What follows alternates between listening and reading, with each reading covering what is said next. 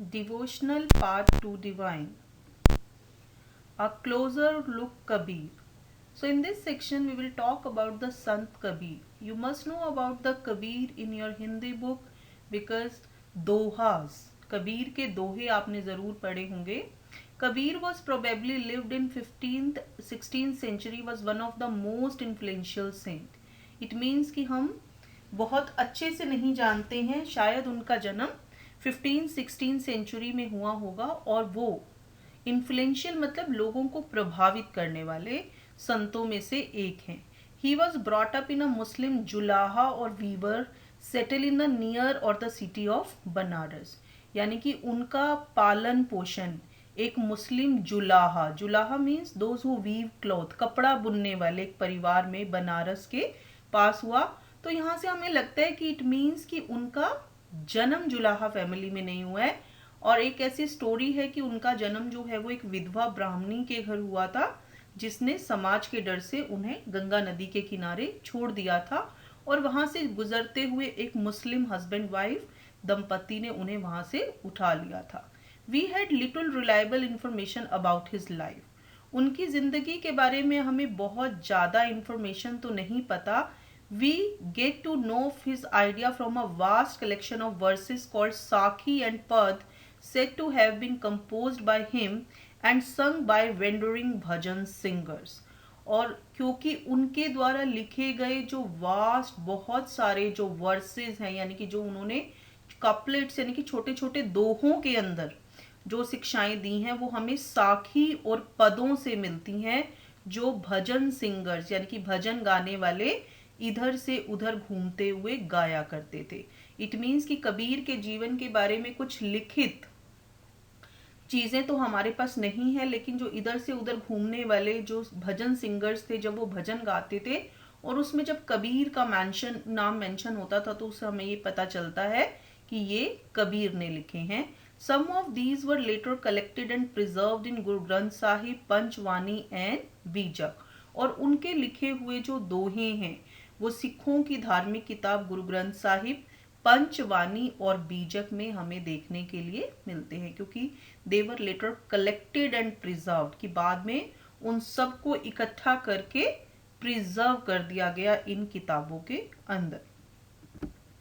Kabir teaching were based on a complete, indeed vehement rejection of the major religious tradition. कि कबीर की जो शिक्षाएं हैं वो पूरी तरह से सभी जो मेजर धर्म थे, चाहे वो हिंदू थे चाहे वो मुस्लिम थे, उन सब को रिजेक्ट करती हैं. उनका ये कहना है कि हिंदू और मुसलमान भगवान को पाने के लिए जो कुछ भी कर रहे हैं वो गलत है. उन्होंने हिंदुओं की मूर्ति पूजा का कैसे मजाक उड़ाया. पत्थर पूजे हरी मिले तो मैं पूजूं पहाड़, ताते ये चक्की भली पीस खाए संसार. इट मीन्स कि हिंदू लोग जो मंदिर में जाकर मूर्तियों की पूजा करते हैं उससे भगवान नहीं मिल सकते. इसी तरह से उन्होंने मुस्लिम्स की पूजा का मजाक कैसे उड़ाया कि कंकड़ पत्थर जोड़कर मस्जिद लई बनाए, तांचड़ मुल्ला बांग दे क्या बहरा हुआ खुदाए. कि मुस्लिम लोग जो हैं वो मस्जिद के ऊपर चढ़कर बहुत तेज चिल्लाते हैं तो क्या भगवान बहरा है. His teaching openly ridiculed all forms of external worship of both Brahminical Hinduism and Islam, the preeminence of the priestly class and the caste system. तो उनकी शिक्षाओं ने खुलकर हिंदुइज्म, इस्लाम और preeminence of priestly class यानी कि ये जो पुजारी मुल्ला वगैरह कास्ट सिस्टम जो थे इन सब का मजाक उड़ाया. उनका ये कहना था कि भगवान को पाने के लिए हमें इन सब की कोई ज़रूरत नहीं है. The language of his poetry was form of spoken Hindi widely understood by ordinary people. और उन्होंने जिन भाषाओं में अपनी कविताएं लिखी वो साधारण हिंदी की भाषा थी जिसे आम लोग बहुत आसानी से समझ सकते थे.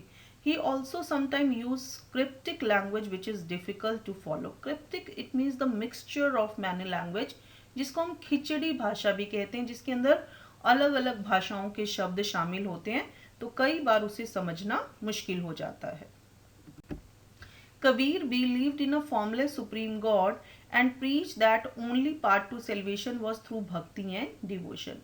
कबीर जो है वो फॉर्मलेस यानी कि निराकार भगवान में बिलीव करते थे कि भगवान का कोई आकार नहीं होता और मुक्ति का एक ही रास्ता है कि हम भक्ति करें।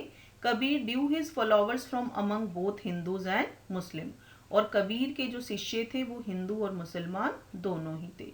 और ऐसा माना जाता है कि जब कबीर की डेथ हुई तो हिंदू लोग उन्हें जलाना चाहते थे अपने रीति रिवाज के अकॉर्डिंग, लेकिन मुस्लिम लोग उन्हें दबाना चाहते थे, दफनाना चाहते थे।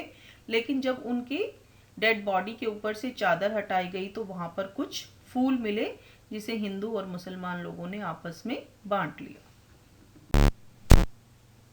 A closer look, Baba Guru Nanak. You must have heard about the Baba Guru Nanak and Sikhism, and we also have Gurdwara nearby our houses. तो आज हम बात करने वाले हैं द फाउंडर ऑफ सिखिज्म बाबा गुरु नानक की। बाबा Guru Nanak was born at Talwandi Nankana Sahib in Pakistan. It means कि बाबा गुरु नानक का जन्म तलवंडी में हुआ, जो अब इंडिया और पाकिस्तान के पार्टीशन के बाद जो हिस्सा अब पाकिस्तान के पास है ये वहाँ पर है। He traveled widely before establishing a center at Kartarpur, Dera Baba Guru Nanak on the river Ravi. तो उन्होंने भारत में अलग अलग जगहों पर यात्रा की और अपने एंड समय में आकर वो करतारपुर साहिब में बस गए, जहाँ जिसका नाम है डेरा बाबा गुरु नानक, रावी रिवर के किनारे। A regular worship that consisted of singing of his own hymns was established there for his follower। और वहाँ पर एक रेगुलर पूजा यानी कि भक्ति का प्रोग्राम होता था जिसमें बाबा गुरु नानक के खुद के लिखे हुए हिम्स, मतलब छोटी छोटी जो पोएम्स हैं भगवान की प्रेज में, उनको उनके शिष्यों के लिए, उनके फॉलोअर्स के लिए गाया जाता था। Irrespective of their former creed, caste और gender, his followers ate together in common kitchen called लंगर। चाहे अलग अलग जाति, भाषा, जेंडर यानी कि वहां पर इस तरह का कोई भेदभाव नहीं था, उनके सभी शिष्य जो हैं वो इकट्ठे बैठकर एक कॉमन किचन से, यानी कि सबका खाना जो है वो इकट्ठा बनता था और इकट्ठा ही वो बैठकर उसे खाते थे, तो उसे लंगर कहा जाता है। और ये लंगर की प्रैक्टिस आपको पता है कि आज तक चल रही है। आज भी अगर हम गुरुद्वारे के अंदर जाते हैं तो हम लंगर खाते हैं, जगह जगह पर लंगर लगाए जाते हैं। द सेक्रेड स्पेस दस created by Guru Nanak as known as Dharmsal. तो ये स्थान जो बाबा गुरु नानक देव ने अपने शिष्यों के लिए बनाया उसे धर्मसाल कहा जाता था, and it is now known as gurdwara, और अब इसे गुरुद्वारे के नाम से जाना जाता है। Before his death in 1539, Baba Guru Nanak appointed one of his follower his successor। 1539 में अपनी डेथ से पहले ही बाबा ने अपने एक शिष्य को अपना सक्सेसर यानी कि उनके बाद जो इस धर्म के काम को चलाने वाला था उसको अपॉइंट कर दिया, और उसका नाम लहना था। और later but he came to be known as Guru Angad, signifying that he was the part of Baba Guru Nanak himself। और उन्हें गुरु अंगद के नाम से जाना जाने लगा और ये माना जाता था कि वो बाबा गुरु नानक का ही एक पार्ट है। गुरु अंगद दे compiled the composition of Baba Guru Nanak, to which he added his own in a new script known as Gurmukhi. तो गुरु अंगद देव जी ने गुरु नानक देव की लिखी हुई जो भी कॉम्पोजिशंस थी, जो भी कविताएं थी, जो भी भगवान की प्रेयर में उन्होंने लिखा था, उन सबको कंपाइल किया और उसके अंदर अपने आइडियाज को भी जोड़कर उन्होंने एक नई स्क्रिप्ट तैयार की जिसे गुरुमुखी कहा जाता है। यू नो ना कि हम पढ़ते हैं कि हर लैंग्वेज की एक स्क्रिप्ट होती है, जैसे हिंदी की देवनागरी, उसी तरह पंजाबी की होती है Gurmukhi. The three successors of Guru Angad also wrote under the name of Nanak, and all of their composition were compiled by Guru Arjan in 1604।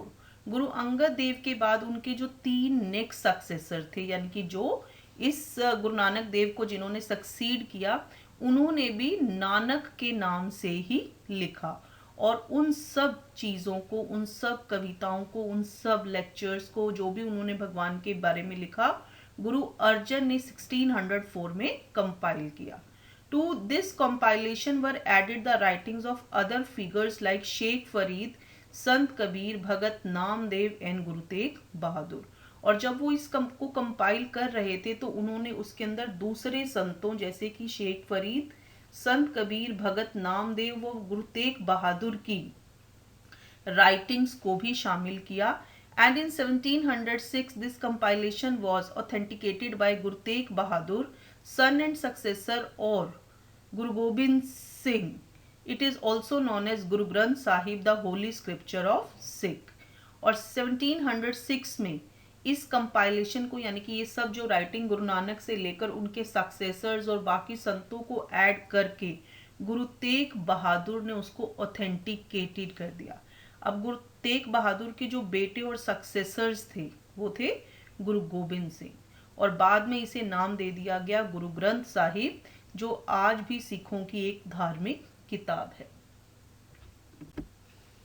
The number of Baba Guru Nanak's follower increased through the 16th century under his successor. और गुरु नानक देव के बाद जो उनके successor थे उनके under धीरे धीरे उनके फॉलोवर्स की संख्या बढ़ने लगी, यानी कि उनके शिष्यों की, उनको मानने वालों की। They belong to a number of caste but trader, agriculturalist, artisan and craftsman predominated. अलग अलग जाति के लोग उसमें शामिल होने लगे, लेकिन सबसे ज्यादा ट्रेडर्स, एग्रीकल्चरिस्ट, आर्टिसन और क्राफ्टमैन उनके शिष्यों में सबसे ज्यादा थे। This may have something to do with Baba Guru Nanak instance that his follower must be householders and should adopt productive and useful occupation. शायद इसका कारण एक ये भी हो सकता है क्योंकि गुरु नानक देव जी ने हमेशा ये कहा कि भगवान की भक्ति करने के लिए हमें घर को छोड़ने की जरूरत नहीं है, हम घर में रहते हुए भी काम कर सकते हैं, भक्ति कर सकते हैं, और इसीलिए हमें हाउस होल्डर होना चाहिए, अपने परिवार में रहना चाहिए और ज़रूरी ही कुछ प्रोडक्टिव और यूजफुल ऑक्यूपेशन सोसाइटी के लिए करना चाहिए, और जो कुछ भी हम कमाते हैं उसमें से कुछ हिस्सा हमें कम्युनिटी के लिए कंट्रीब्यूट करना चाहिए, दान देना चाहिए। By the beginning of 17th century, the town of Ramdaspur has developed around the central gurdwara called Harmandir Sahib. और 17th सेंचुरी की शुरुआत में आज इसे हम गोल्डन टेम्पल कहते हैं, हरमंदर साहिब, उसके आसपास रामदासपुर जो बाद में अमृतसर बन गया वो डेवलप हुआ।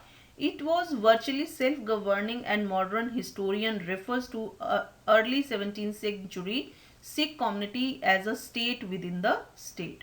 और ऐसा माना जाता है कि सिख लोग जो हैं वो, और जो मॉडर्न हिस्टोरियन से हमें पता चलता है कि सिख कम्युनिटी स्टेट के अंदर एक स्टेट क्रिएट करना चाहती थी, और मुगल एम्परर जहांगीर को उनसे खतरा महसूस होने लगा, और इसीलिए उन्होंने 1606 में उनके गुरु अर्जन देव को मरवाने के लिए आदेश दे दिए। The Sikh movement begin to get politicised in the 17th century. और सिखों का ये जो आंदोलन था मुगल्स के अगेंस्ट, ये 17th सेंचुरी में जोर पकड़ने लगा। A development which culminated in the institution of Khalsa by Guru Gobind Singh इन 1699। और यहीं से 1699 में गुरु गोबिंद सिंह के अंडर खालसा पंथ की स्थापना हुई। The community of Sikhs called Khalsa पंथ बिकेम अ पॉलिटिकल एंटाइटी। और सिखों की जो कम्युनिटी थी वो एक पॉलिटिकल फॉर्म में इकट्ठी हो गई, जिसे हम खालसा पंथ कहते हैं। The changing historical situation during 16th and 17th century influenced the development of Sikh movement। और धीरे धीरे जैसे जैसे 16th और 17th सेंचुरी में हिस्टोरिकल सिचुएशंस चेंज होने लगी तो सिख मूवमेंट डेवलप होने लगे। The ideas of Baba Guru Nanak had a huge impact on these development from very beginning. लेकिन इन डेवलपमेंट्स के ऊपर बाबा गुरु नानक के आइडियाज का बहुत ज़्यादा प्रभाव था। He emphasise that the importance of the worship of one God. Baba Guru Nanak हमेशा एक भगवान की भक्ति पर बल देते थे। उनका कहना था कि हमें हमेशा एक भगवान की भक्ति करनी चाहिए। He insisted that caste, creed और gender was irrelevant for attaining liberation। और उनका ये मानना था कि जाति, धर्म और भाषा मुक्ति पाने के लिए irrelevant है, यानी कि उसके अंदर जाति, धर्म या भाषा का कोई भी रोल नहीं है। His idea of liberation was not that of the state of inert bliss, but rather than pursuit of active life with a strong sense of social commitment. उनके अनुसार मुक्ति पाने के लिए हमें अलग से कहीं जाने की ज़रूरत नहीं है, बल्कि हम अपने जीवन के अंदर एक एक्टिव लाइफ जीते हुए भी समाज के प्रति अपनी जिम्मेदारियों को निभाते हुए भी हम मुक्ति को पा सकते हैं. He himself used the terms Nam, Dan and Isnan for the essence of his teaching, which actually meant right worship, welfare of other and purity of conduct. और उन्होंने खुद भी 3 बातों की बात की, नाम, दान एंड स्नान, जिसका मतलब क्या है, राइट वर्शिप यानी कि हम भगवान का नाम लें, दान दूसरों की भलाई करें, दान करें, एंड स्नान, स्नान मीन्स जिसे हम हिंदी में कहते हैं स्नान करना, प्योर करने के लिए अपनी बॉडी को. तो यहाँ पर बात की गई है प्योरिटी ऑफ कंडक्ट की. His teaching are now remembered as Naam Japna, Kirat करना एंड वंड छकना. और उनकी शिक्षाएं आज इस तरीके से याद की जाती हैं, नाम जपना यानी कि भगवान का नाम लेना, कीरत करना मतलब दूसरों की भलाई करना, और वंड छकना मीन्स मिल बांट कर खाना, which are underline the importance of right belief of worship, honest living and helping others. Thus, Baba Guru Nanak ideas of equality had social and political implication. इसीलिए बाबा गुरु नानक देव की जो शिक्षाएं हैं वो हमेशा इक्वालिटी की बात करती हैं. This might partially explain the difference between the history of the followers of Baba Guru Nanak and the history of the followers of other religious figures of the medieval century like Kabir, Ravidas and Dadu, whose ideas were very similar to those of Guru Nanak.